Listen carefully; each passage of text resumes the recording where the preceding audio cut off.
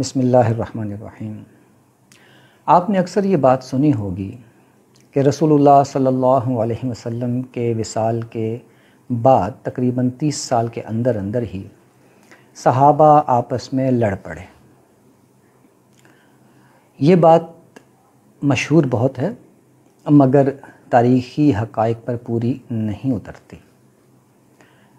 تاریخی حقائق اس کے برعکس کچھ یوں ہیں کہ حضرت عثمان رضی اللہ تعالیٰ عنہ کی شہادت کے بعد جو خانہ جنگی ہوئی مسلمانوں کے درمیان، اس میں صرف چند ہی صحابہ انوالو ہوئے۔ ان میں حضرت علی، حضرت عمار بن یاسر، حضرت طلحہ بن عبید اللہ، حضرت زبیر بن العوام، حضرت عائشہ، حضرت عمرو بن العاص اور حضرت امیر معاویہ کے نام لیے جا سکتے ہیں۔ ان حضرات میں بھی اور جو باقی صحابہ تھے وہ سب کے سب اس سارے خانہ جنگی کے عرصے میں ان تمام جنگوں سے علیحدہ ہو کر بیٹھ گئے تھے، اور پھر یہ جو چند لوگ اس جنگ میں شامل ہوئے، ان کی جنگ بھی ایک دوسرے کے ساتھ نہیں ہوئی ہے۔ حضرت طلحہ اور حضرت زبیر نے بصرہ پر حملہ کیا تھا، جہاں پر وہ باغیوں کو جنہوں نے حضرت عثمان کو شہید کیا ان کو اور ان کے حامیوں پر انہوں نے حملہ کیا تھا، اور ان کا کوئی ارادہ مدینے پر حملہ کرنے یا حضرت علی سے لڑنے کا نہیں تھا۔ بدقسمتی سے یوں ہوا کہ حضرت علی مدینے سے باغیوں کا لشکر لے کے وہاں پہ گئے، اور وہ جنگ جو باغیوں کے خلاف تھی وہ حضرت علی کے ساتھ بھی وہ جنگ شروع ہو گئی، جس میں حضرت طلحہ اور زبیر شہید ہو گئے۔ تو اصلاً یہ جنگ باغیوں کے خلاف تھی۔ پھر حضرت علی مدینہ سے جو لشکر لے کر نکلے، اس میں حضرت علی نے مدینہ والوں کو یہ کہا کہ میرے ساتھ چلو اور بصرہ پر ہم نے حملہ کرنا ہے، یا بصرہ جائیں گے ہم، وہاں پہ حضرت طلحہ اور زبیر نے حملہ کر دیا ہے۔ تو مدینہ والوں نے حضرت علی کے ساتھ جانے سے انکار کر دیا تھا کہ ہم اپنے مسلمان بھائیوں سے نہیں لڑیں گے۔ یہ جتنی بھی جنگ ہوئی ہے وہ باغیوں کے خلاف تھی اصلاً، لیکن حضرت علی اگر نہ جاتے یہ باغیوں کے خلاف ہی رہتی، لیکن وہ گئے، جس کی وجہ سے یہ جنگ کا رخ ان کی طرف بھی مڑ گیا، اور اس کی وجوہات تاریخ میں موجود ہیں۔ فی الحال ہم اس تفصیل میں نہیں جانا چاہتے، لیکن بتانا یہ چاہتے ہیں کہ یہ جنگ باغیوں کے خلاف تھی، اور it happen to be against Hazrat Ali when he came to Basra. Siffin کی جنگ میں بھی جو اہل شام تھے وہ جنگ کرنا نہیں چاہتے تھے، اور انہوں نے یہ بات کہی تھی حضرت علی سے کہ اگر آپ چاہیں تو ہم آپ کی بیعت کرنے کے لیے تیار ہیں، اگر آپ باغیوں کو سزا دے دیں جنہوں نے حضرت عثمان کو شہید کیا ہے، یا ان کو خود سے علیحدہ کر دیں، دونوں صورتوں میں ہم آپ کی بیعت کر لیں گے۔ اور تیسری بات انہوں نے یہ کہی تھی کہ اگر آپ جنگ یہ نہیں کرتے، باغیوں کو سزا نہیں دیتے کسی بھی مجبوری سے، یا ان کو علیحدہ نہیں کرتے کسی بھی مصلحت کی وجہ سے، تو پھر آپ اپنے علاقوں میں رہیں اور شام والوں کو شام کے علاقے میں رہنے دیں، جب تک کہ مسئلے کا حل نہیں نکل آتا آپ اپنے علاقے میں رہیں، ہم اپنے علاقے میں رہتے ہیں۔ تو وہ بھی اصلاً جنگ کرنا نہیں چاہ رہے تھے، مگر جب حضرت علی نے ان کے اوپر حملہ کیا، حضرت علی کا موقف یہ تھا کہ میری بیعت کر لی گئی ہے، تو اب جو میری بیعت نہیں کرے گا تو میں اس سے تلوار کے زور پر بیعت لے سکتا ہوں۔ تو اس بنا پر وہ انہوں نے حملہ کیا جس میں یہ جنگ ہوئی۔ تو اس میں بھی جو یہ جنگ تھی، صحابہ پوری کوشش کر رہے تھے کہ اس جنگ سے اوائڈ کریں، لیکن یہ جنگ ہو گئی، اور اس میں جو لڑنے والے صحابہ ہیں وہ جو بڑے صحابہ ہیں، کبار صحابہ ہیں، جنہوں نے رسول اللہ صلی اللہ علیہ وسلم سے براہ راست دین سمجھا اور سیکھا ہے، وہ 3-4 لوگ ہی ہیں۔ حضرت عمار ہیں، حضرت علی ہیں، اور ادھر عمرو بن العاص ہیں، اور حضرت معاویہ ہیں۔ تو یہ 4 لوگ ہیں۔ باقی سارے صحابہ، ان میں بڑے بڑے نام ہیں، حضرت سعد بن ابی وقاص ہیں، حضرت ابو ایوب انصاری ہیں، حضرت ابو موسیٰ اشعری ہیں، اسامہ بن زید ہیں، محمد بن مسلمہ انصاری ہیں جو سردار تھے ان کے انصاریوں کے. یہ تمام لوگ اس تمام عرصے میں علیحدہ رہے، کسی بھی جنگ میں شریک نہیں ہوئے. تو صحابہ کی جو پوری جماعت تھی اس زمانے میں وہ کسی جنگ کا حصہ نہیں بنی ہے. اس لیے یہ جو کلیشے ہے کہ صحابہ آپس میں لڑ پڑے، یہ درست نہیں ہے. اب وہ صحابہ اور اصل میں صحابہ کی جماعت کا جو اجماعی موقف تھا وہ وہی تھا کہ وہ اس معاملے میں علیحدہ رہیں گے. اب وہ علیحدہ کیوں رہے؟ یہ ایک بہت اہم سوال ہے. ہوا یہ ہے کہ رسول اللہ صلی اللہ علیہ وسلم نے اپنے بعد کے دور کے بارے میں یہ بتا دیا تھا کہ میرے بعد فتنے آئیں گے. یہ دور فتن کی جو روایات ہیں بخاری میں بھی ہیں، مسلم میں بھی ہیں، تمام حدیث کے لٹریچر میں موجود ہیں، معروف ہیں، سب جانتے ہیں. اس میں رسول اللہ صلی اللہ علیہ وسلم نے انہیں کچھ ہدایات دی تھیں. وہ ان ہدایات پر عمل پیرا تھے، اس وجہ سے اس میں شامل نہیں ہوئے. یعنی ان کے شامل ہونے کی وجہ یہ نہیں تھی کہ حق ان پر مشتبہ ہو گیا تھا. یہ بھی ایک کلیشے ہے جو تاریخ کے بیان میں استعمال کیا جاتا ہے کہ وہ حق ان پہ مشتبہ ہو گیا تھا، انہیں یہ نہیں پتہ لگ رہا تھا کہ حق کیا ہے باطل کیا ہے، اس وجہ سے انہوں نے کسی کا بھی ساتھ نہیں دیا. یہ بالکل درست بات نہیں ہے. صحابہ نے خود یہ بات کہیں نہیں کی کہ ہمیں نہیں پتہ چل رہا کہ حق کیا ہے باطل کیا ہے، ایسی بات نہیں تھی. بلکہ وہ رسول اللہ صلی اللہ علیہ وسلم کی ہدایات کے مطابق ایک خاص پالیسی پر عمل پیرا تھے.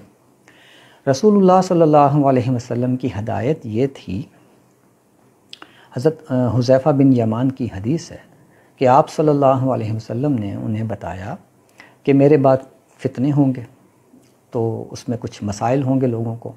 تو حذیفہ بن یمان ان سے پوچھا کہ پھر ہم کیا کریں؟ تو آپ صلی اللہ علیہ وسلم نے انہیں کہا کہ اگر تمہارا نظم اجتماعی موجود ہو یا تمہارا امام موجود ہو. یہ جو امام کی ٹرم ہے یہ عربی میں استعمال ہوتی ہے نظم اجتماعی کے لیے، یعنی حکومت موجود ہو، تمہارا کوئی امیر موجود ہو، سربراہ حکمران موجود ہو، تو اس کو بولا جاتا ہے امام. تو امام موجود ہو، نظم اجتماعی موجود ہو. اور دوسری ٹرم استعمال ہوتی ہے جماعہ، الجماعہ، یعنی تمہاری جمعیت موجود ہو. اس سے مراد کوئی جماعت نہیں ہے بلکہ نظم اجتماعی کو ہی الجماعہ عربی میں کہا گیا ہے.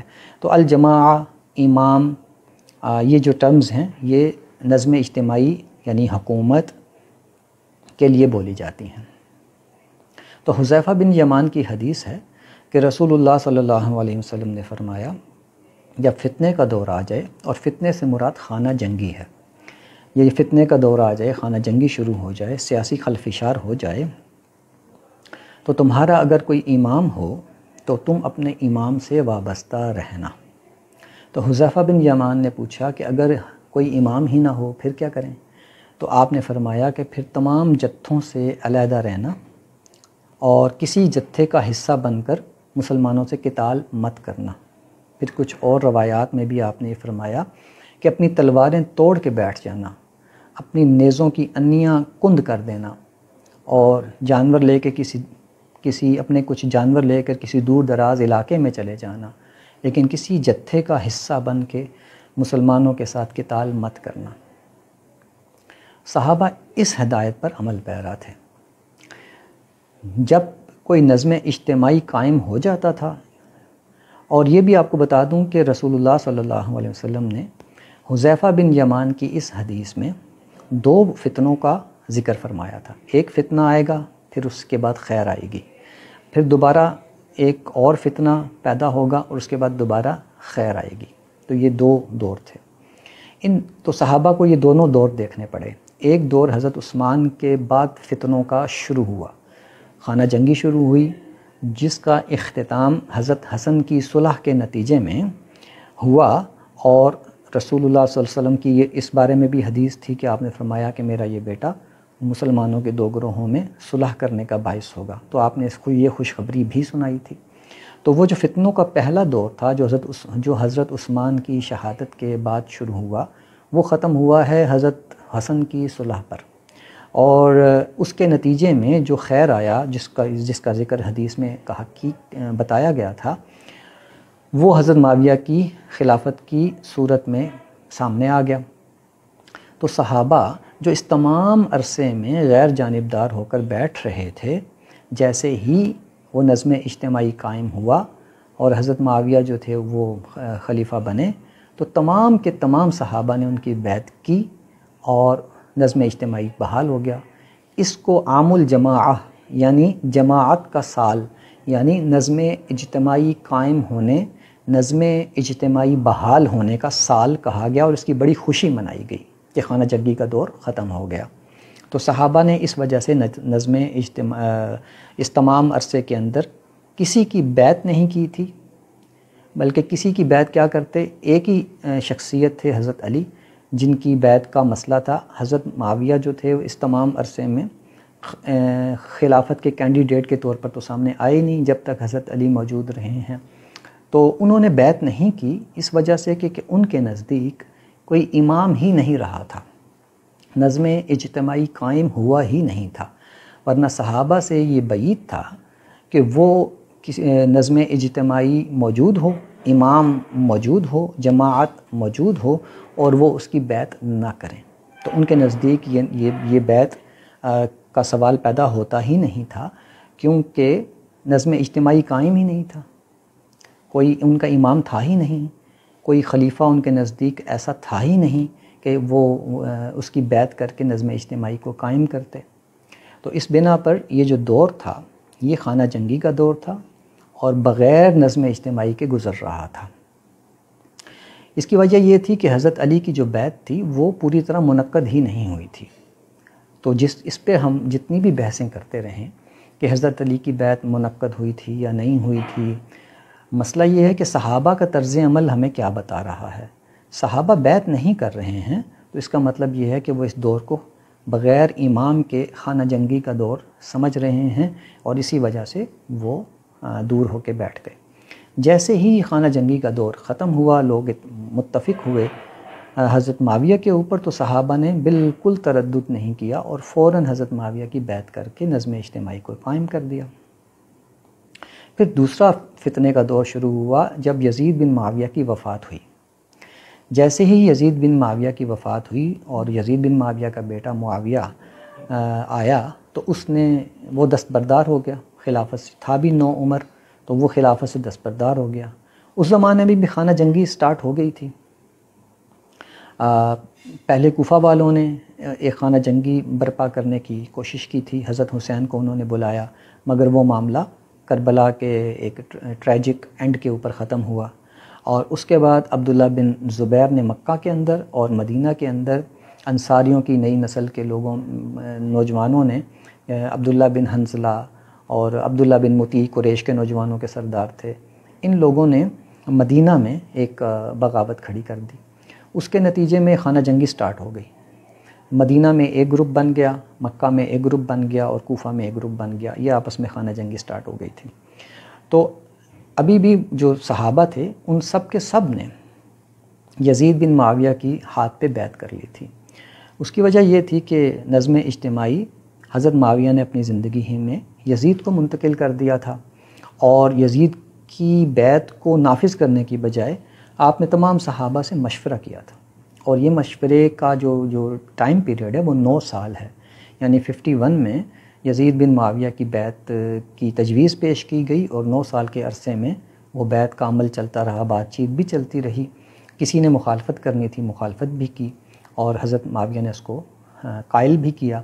اس پہ کوئی جبر وغیرہ نہیں ہوا، یہ ایسی روایات ہیں۔ جبر اگر فرض کریں ہوا بھی تھا تو 9 سال کا عرصہ بہت بڑا عرصہ ہوتا ہے، اس میں بار بار یہ بات سامنے آنی چاہیے تھی جبر کی، تو ایک دفعہ آدمی ڈر جاتا ہے، دوبارہ تو نہیں ہوتا۔ تو دوسری بات یہ کہ جبر کی جو باتیں ہیں وہ اتنی مستند ہیں بھی نہیں، کیونکہ تمام سرداروں سے حضرت معاویہ کی ڈیل ہو رہی تھی۔ اگر کوئی جبر کرتے حضرت معاویہ یزید کی بیعت کے معاملے میں تو مخالفت شروع ہو جاتی، پورا قبیلہ کھڑا ہو جاتا مخالفت میں، تو اس سے پھر ایک اور انتشار پھیلتا، جبکہ ہمیں انتشار کی کوئی خبر نہیں ملتی ہے تاریخ کے اندر۔ تو 51 سے لے کے 59 میں 59 تک جب حضرت معاویہ وفات پائی ہے تو یہ تمام عرصہ یزید کی بیعت کا معاملہ موجود رہا ہے۔ تو یہ ایک ویل نون اسٹیبلش بات بن گئی تھی کہ حضرت معاویہ کے بعد یزید خلیفہ بنے گا۔ تو اب حضرت تمام کے تمام صحابہ نے یزید بن معاویہ کے ہاتھ پر بھی بیعت کر لی تھی، اور یزید کے فسق و فجور کی جو بھی باتیں ہیں بعد میں مشہور ہوئی ہیں، ان میں سے کسی کا ذکر اس تمام عرصے میں موجود ہمیں نہیں ملتا ہے۔ تو صحابہ نے اس کے ہاتھ یزید بن معاویہ کے ہاتھ پہ بیعت کر لی تھی۔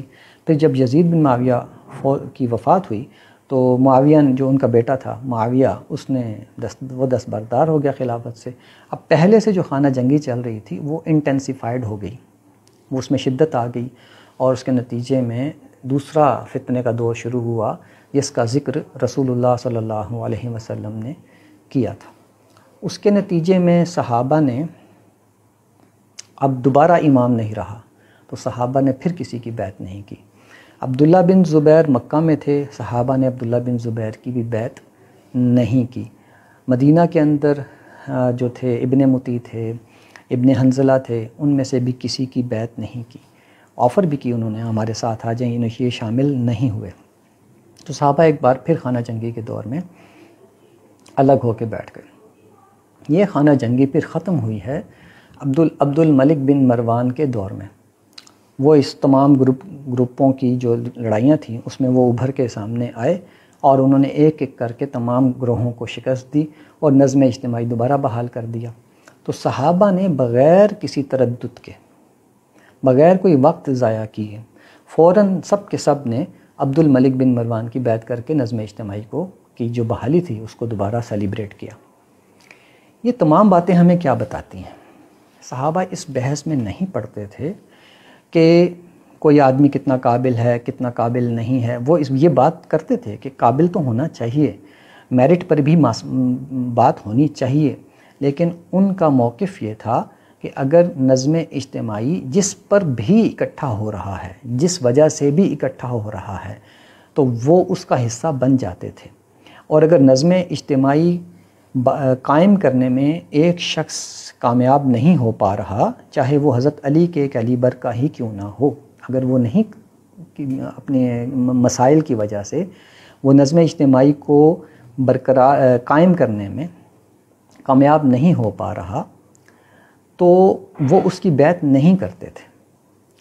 تو یہ ان کا جو طرز عمل ہے صحابہ کا، یہ رسول اللہ صلی اللہ علیہ وسلم کی تعلیمات کے بالکل ایگزیکٹ اس کے اوپر عمل پیرا ہونے کا نمونہ ہے۔ تو اس سے آپ کو اندازہ ہوگا کہ ایک تو نظم اجتماعی کی کیا اہمیت ہے۔ نظم اجتماعی اس لیے ہوتا ہے کہ لوگوں کو انتشار سے بچائے اور ایک نظام قائم کر دے جس میں وہ اپنی زندگیاں گزاریں، امن و امان ہو، اور پھر اس میں وہ اپنی زندگیاں گزاریں۔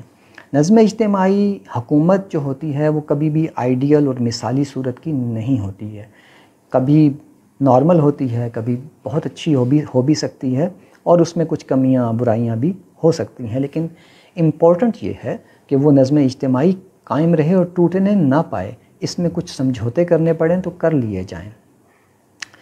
ان سمجھوتوں کی بھی لمٹ ہے۔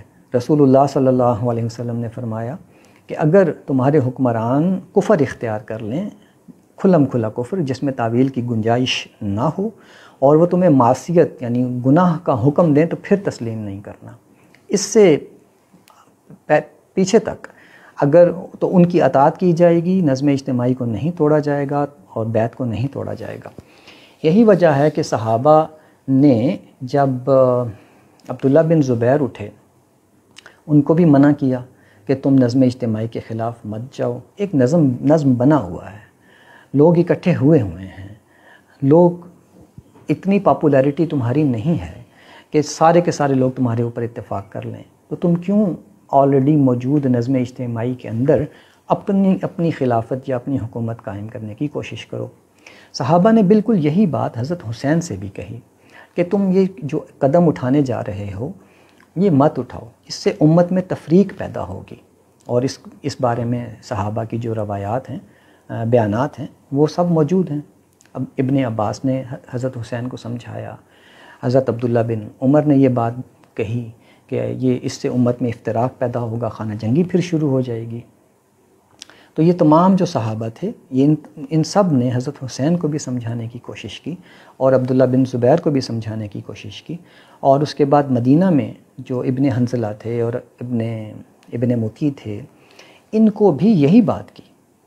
عبداللہ بن عمر تو گئے ابن مطیع کے پاس، اسے کہا کہ جو بیعت کو توڑتا ہے تو قیامت کے دن غداری کا جھنڈا اس کے پاس اس کو لگایا جائے گا کہ یہ غدار ہے کہ جس نے اپنے امام کی بیعت کو توڑا ہے۔ اور اس وقت امام کون تھا؟ یزید بن معاویہ۔ تو مدینے میں جو واقعہ حرہ جسے کہتے ہیں، اور بڑا اس میں بتایا جاتا ہے کہ بہت زیادہ قتل و غارت بھی ہوئی تھی، تو اس میں جو سینئر صحابہ تھے وہ عبداللہ بن عمر تھے، ابو سعید خدری تھے، محمد بن حنفیہ تھے حضرت علی کے بیٹے، حضرت زین العابدین جو تھے حضرت حسین کے بیٹے، اور اس طرح مدینہ کے دیگر اکابرین تھے، وہ اس کا حصہ نہیں بنے، اور ان نوجوانوں کو اور اس نئی نسل کو وہ سمجھاتے رہے کہ تمہیں بیعت کو نہیں توڑنا چاہیے۔ تو صحابہ کا یہ جو طرز عمل ہے، یہ ہمارے تمام بیانات میں سے نظر انداز ہو رہا ہے، اور صحابہ کا یہ جو طرز عمل ہے اجماعی طور پر کہ وہ نہ بیعت کو توڑنے کو پسند نہیں کر رہے، بیعت توڑنے والوں کو منع کر رہے ہیں، یہ سب یہ ہمیں بتاتا ہے کہ نظم اجتماعی کی کیا اہمیت تھی ان کی نظر میں۔